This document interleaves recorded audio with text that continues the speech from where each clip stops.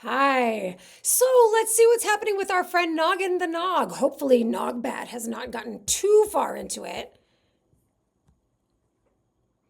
Hi. So let's see what's happening with our friend Noggin the Nog.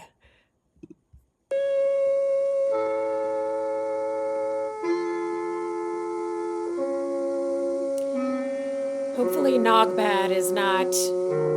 Okay, yeah, we might have to have a final. Yeah, who's it gonna be? Listen, I will tell you more of the saga of Noggin the Nog, Do it. as it was told in days of old by the men of the Northland as they sat by their great log fires.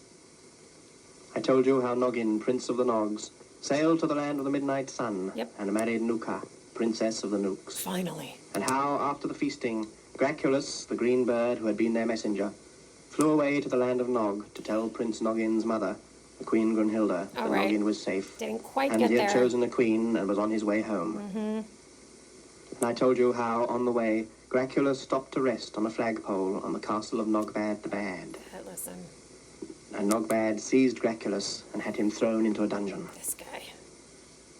And poor Graculus sat in the dungeon with a bowl of birdseed and a bowl of water, and he wept. The days passed, and one day the door of the dungeon was opened, and there stood Nogbad the Bad, in purple robes, carrying a golden crown. He looks even worse. Look when at he's me, little smiling. bird. It is 6 weeks today since Noggin went away, and he has not married.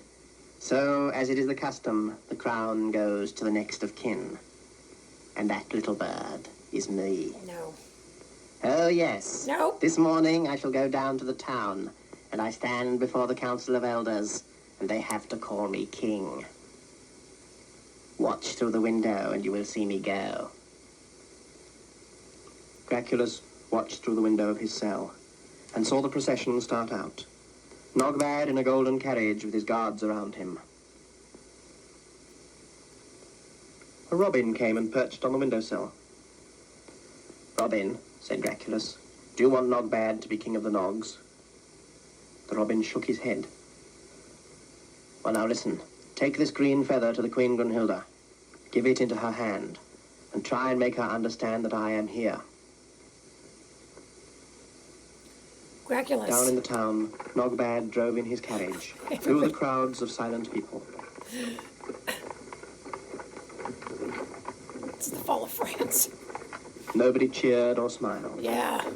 They just looked at him and thought how frightful it was going to be to have Nogbad for king. Ugh. But Nogbad didn't care. Yeah. He thought of the royal treasure and the taxes, Yeah. and he smiled to himself. What does this remind me of? Up in the royal palace, the Queen Grunhilda looked out over the sea. She knew it was too late, and Nogbad was already down in the town proclaiming himself king. But still she looked away over the sea and hoped to see a sail on the horizon. Oh, my poor Noggin. A robin fluttered against the window pane. You can do it. You can do it. Oh, go away, silly robin. No, You'll no, no, hurt no. yourself. But the robin went on fluttering against the window. Look it. Look it. Look it. So the queen opened the window. Yeah. The robin flew in, fluttered round the room, and landed on the queen's hand. In its beak it held a green feather, which it laid on her hand. The queen looked at the feather. This is one of Graculus's feathers. Where did you get that, little robin?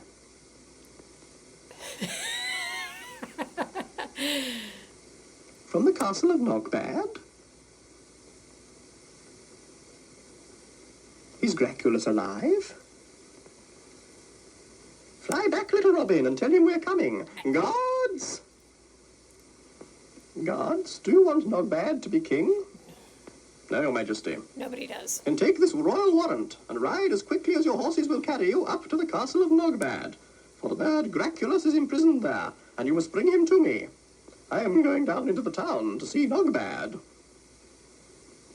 Down in the town, Nogbad was addressing the Council of Elders. Such a He was bummer. telling them what a good king he was going to be.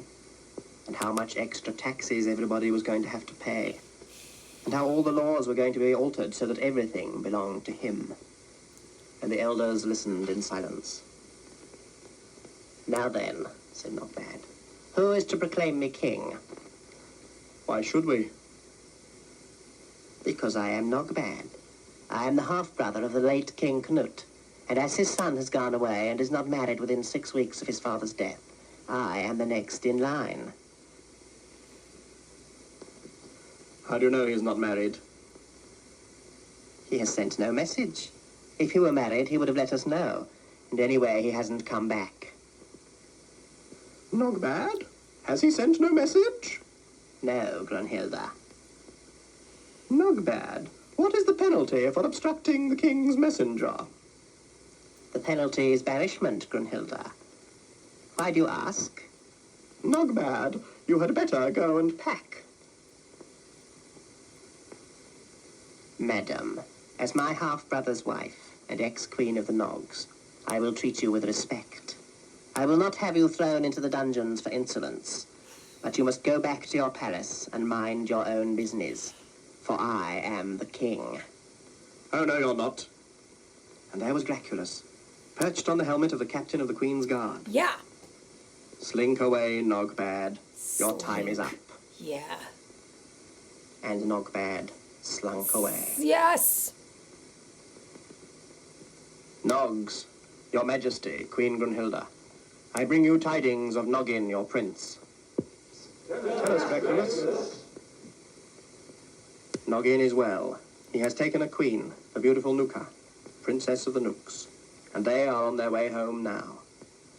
I would have told you this 5 days ago, but I rested on Nogbad's castle, Yeah. and he seized me and threw me into a dungeon."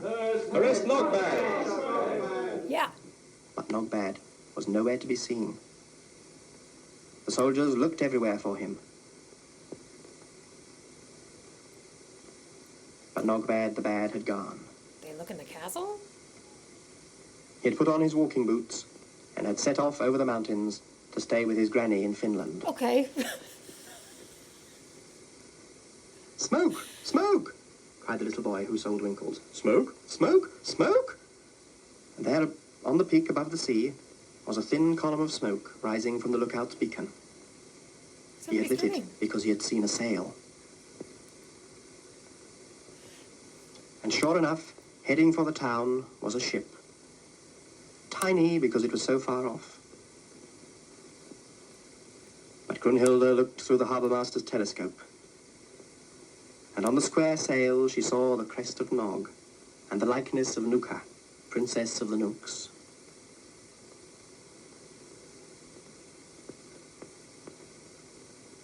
Soon the ship sailed up the fjord into the harbour. Great was the cheering and rejoicing as Noggin and Nuka stepped off the ship to be greeted by the people of the land of Nog. They were crowned that day in the royal palace. Noggin and Nuka, king and queen of the Nogs. And I understand they lived happily ever after.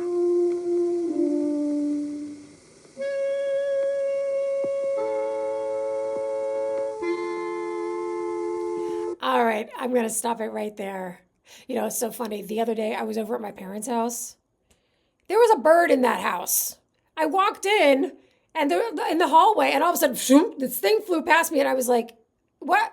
And I was looking at my dad. He's like, "Yeah, there's a bird in here." So we were able to get it out. But listen, the birds sometimes, listen, when they come in to hang out, let them hang out. They might have some extremely important information. Wow, I love a show with some comeuppance. You know, it reminds me of the Lord of the Rings trilogy and the beginning of the second movie, which is like whenever I go back to that story, that's sort of, if I see Gandalf falling in the Mines of Moria, I have to see that moment where he reveals himself in the forest. Because it's like, I don't know, this feels very like a modern issue for some people today, which is like, what do you do? How do you find hope when things feel really hopeless, when it really feels like evil and bad is going to win, has done what it takes to get what they want? And regardless of how right you might be or how pure your intentions, that it doesn't feel like good is going to win. When I feel like that, which unfortunately I do on a semi-regular basis right now, stories of good prevailing, of sort of bad really feeling confident, but then something happens. I think for many of us, we've been sort of living in a world where we've been waiting for that. So stories like this feel really good. They feel really right, where, the bad guy gets what's coming to him. And even though he's tried everything that he possibly can to get what he wants and to subvert, the natural order of things, that, ingenuity and bravery will out, and we'll get what the right thing will actually happen. So that kind of felt like a little bit of a series ender right there. I mean, now that Nunca is actually with the Nogs, what happens next? I don't know. There are some more episodes, so we will absolutely find out. Yeah, I love this little show. I love this animation. So those are my thoughts. I'd love to hear yours. I'll meet you down in the comments, and I'll see you in the next one. Bye.